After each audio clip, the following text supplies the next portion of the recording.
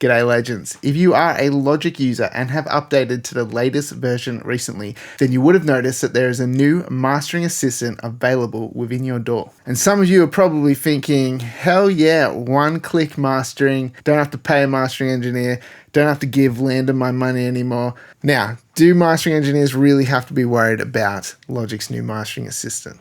Well, let's dive into it and take a look at what this can do and if it's actually any good. So I've got 4 mixes that I've done fairly recently. I'm going to start with my good friend Jake Davies' latest single, Made. Now this one's a bit of a country pop song, and I want to see what the mastering assistant is going to do to this. So basically, on your stereo output, you're going to see this kind of grayed out thing called mastering, and all you have to do is click on this. Now the weird thing is, when you click on it, you don't actually have to play anything. It just analyzes what's in the DAW. So I'm going to touch on that a little bit further because I don't think that is a very good thing at all. But I have everything else muted besides this mix. I'm going to click on that. Mastering Assistant pops up.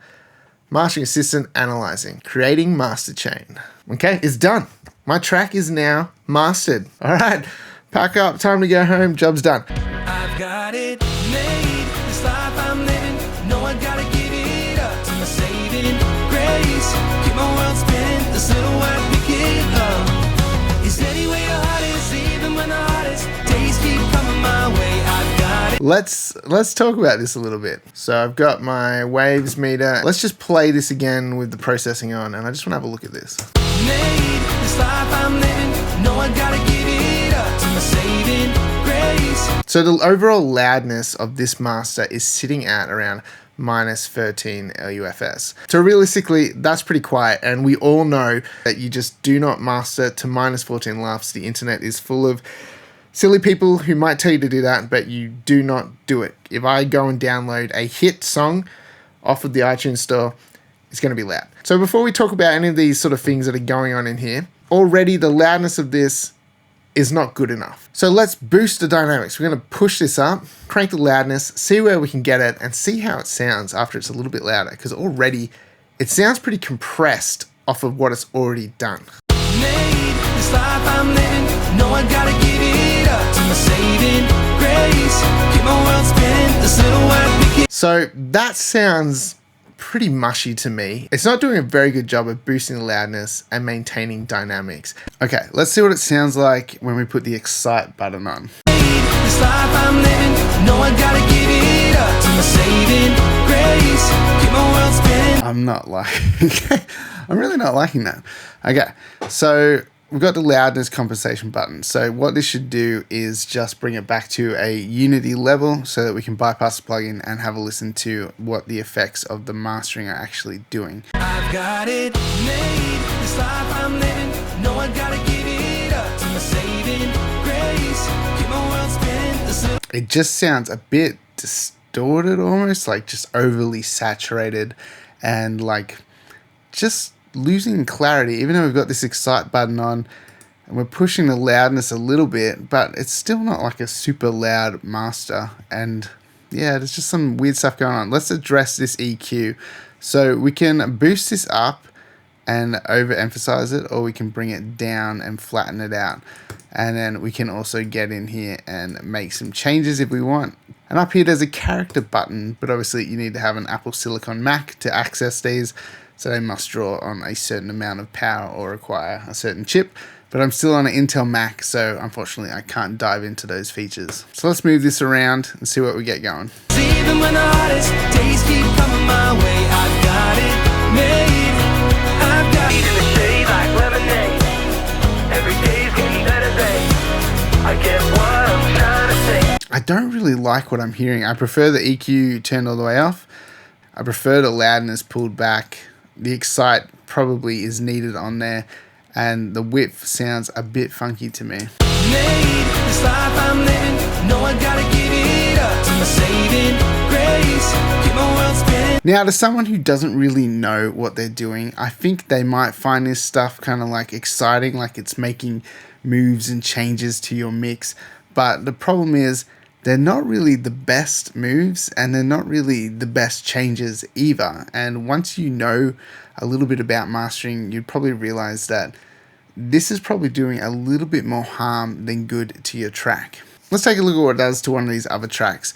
Now, this is a problem that I've been thinking about with this plugin is you can't actually move it onto the individual channels, and I don't think there's an option under like dynamics or anything like that to actually load this plugin up. Specialized. I'm pretty sure this mastering plugin just lives on the stereo out. So if you are mastering an EP or an album, this plugin is basically useless because you can't process individual tracks in the one session for different mastering settings. So when you're mastering an album, you need to be able to have slightly different settings, or mastering an EP, so that you can change those settings and bring all the mixes together, whereas this will just give you one overall setting across everything, and that's not necessarily going to be great if you're trying to master an EP or an album. And as always guys, if you feel like supporting this channel, please check out the description below.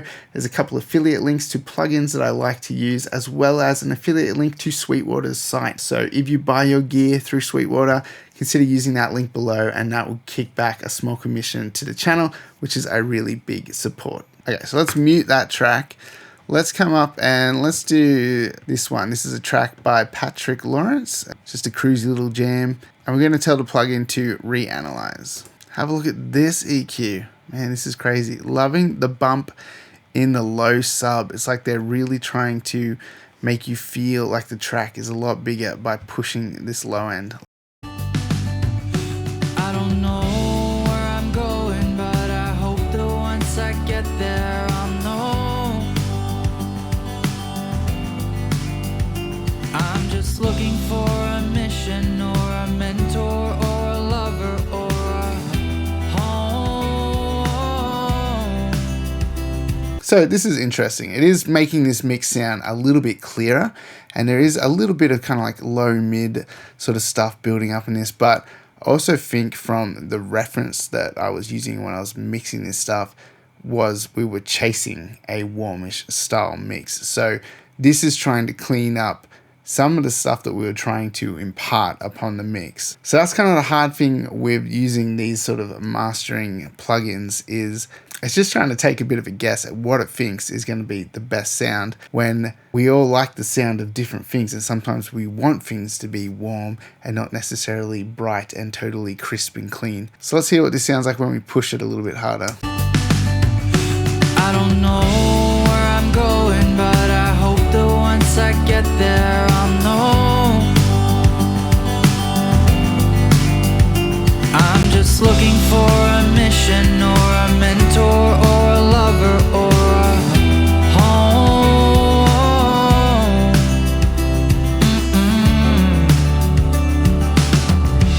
I keep walking down that road.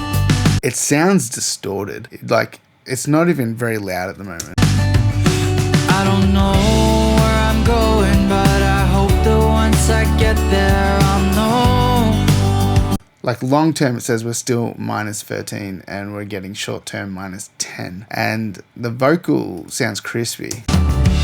I keep walking down that road.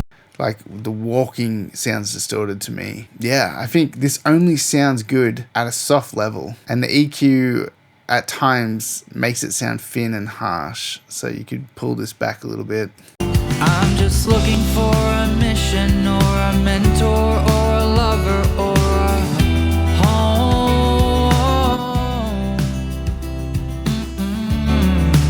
So that's always the thing that's going to trick people when you bypass it and it jumps down in volume so much and you think, oh yeah, it is making a big difference. Definitely always use the loudness compensation and then bypass and hear if it's making an improvement for you. I'm just looking for a mission, or a mentor, or a lover, or a home.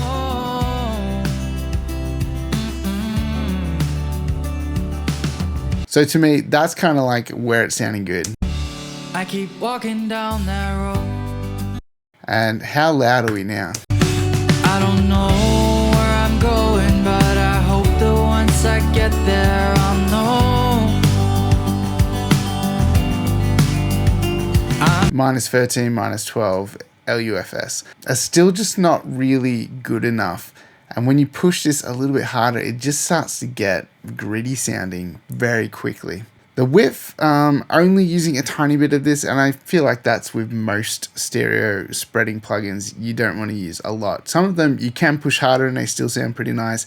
This one doesn't sound very good once you get past kind of like 0.3. It gets really mushy sounding and very odd. These EQs, I really don't like just how many little moves and notches are going on here. It's very digital and it's very much just an algorithm just trying to smooth out the EQ curve, which isn't always the right thing. There needs to be a button in here that just like smooths these out into gentler curves as opposed to just like enhancing what it's done. That would be a cool feature. So it's definitely some better results than the first track, but overall, I'm still not feeling like this is really hitting the mark on anything that I would use personally for mastering.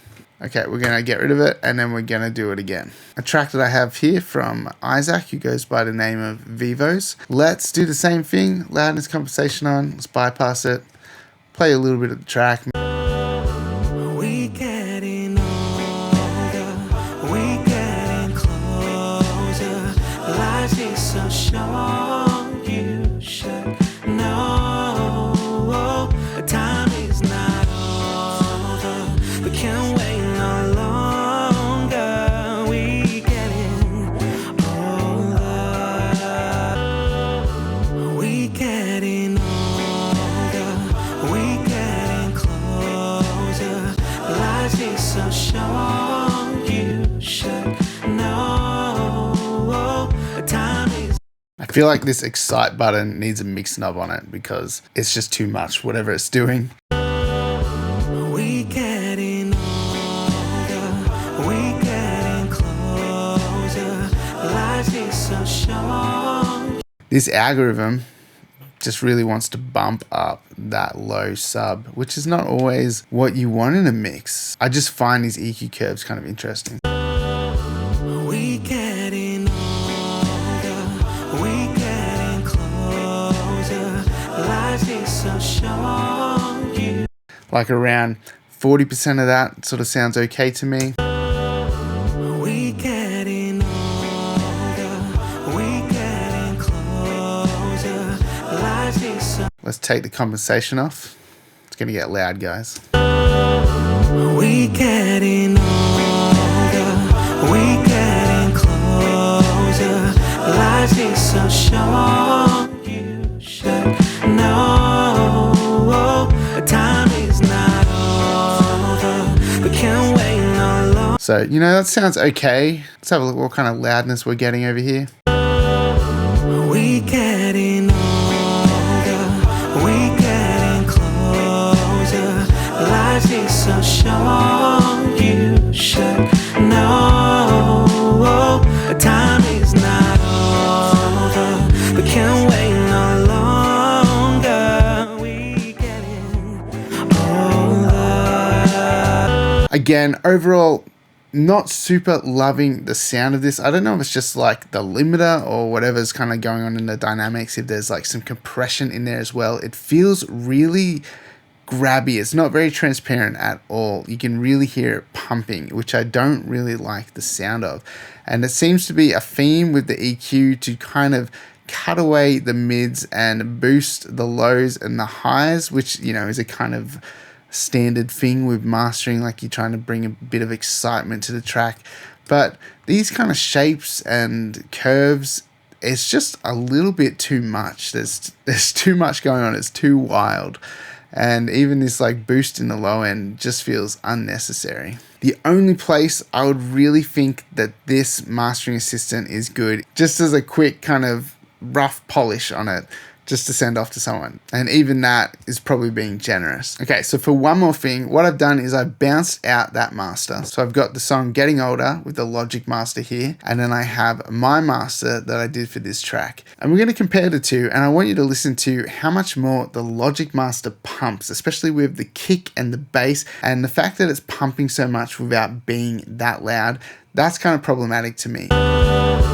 We getting older, we getting closer. Life is so short, you should know. So you can just hear it's really grabbing it. That Logic master, there must be some sort of level of compression in there that is really grabbing it when the low end hits, and I really don't like the sound of it. I prefer it to be a lot more transparent than that. And you can hear the master that I did is actually louder, a lot more transparent, and I actually really prefer the sound of that compared to whatever Logic has done here. If this mastering assistant is one of those things that was really driving you to upgrade to get the latest version of Logic, I actually don't think it's worth doing it just for that. If you're on a pretty stable system and you don't feel like you need to update, maybe just hang back, because this feature is really not anything special. Maybe in a couple of updates from here, they will add some improvements to it. It could probably do like a mix knob or a high pass filter, or, you know, some way of smoothing out the EQ curves. There are a bunch of things in here that could really improve it. It's just not really cutting it for me right now, and I actually feel a little bit disappointed by that, because I was hoping it would be better than it is.